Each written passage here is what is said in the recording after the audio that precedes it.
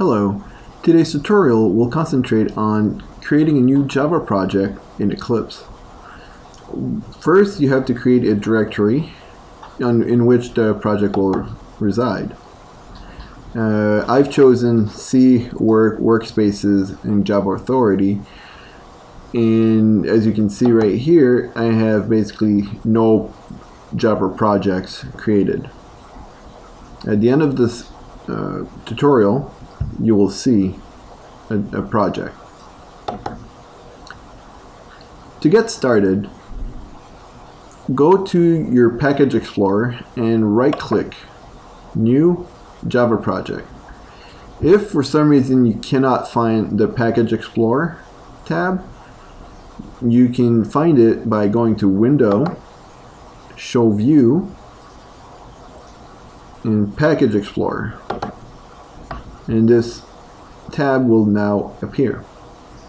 It may be located differently in your Eclipse, but normally it is to the left. Right-click, New Java Project.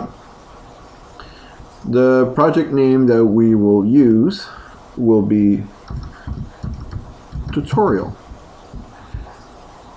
We will use the default location, which is my Java Authority folder that I showed you before. We will use the default of creating separate folders for your source and class files. So we will click Next. Here we define where our source code will live, basically where it will be situated in the grand scheme of things. The predefined one is src, as you can see, and there's nothing under it. This is where you will develop most of your code, and this is where it will reside. We will create a new one, create new source folder. Folder name, we will call it test, and this we take the approach of creating a test-driven environment. So we create tests beforehand and we write code to pass the tests.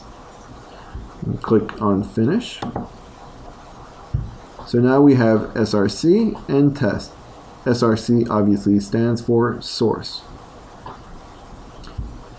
And we will click Finish.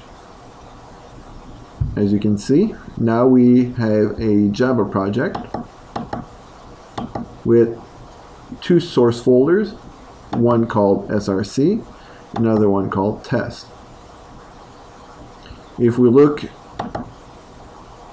at our Windows Explorer, you can see now that it has a folder called tutorial. If we double click on it, we can see that our source folder, the src that we see here, corresponds to this one, and our test is also here. The bin directory is where our compiled classes will reside. It's basically the compiled code, and the rest of the files and folders relate to your Java project. This concludes this tutorial.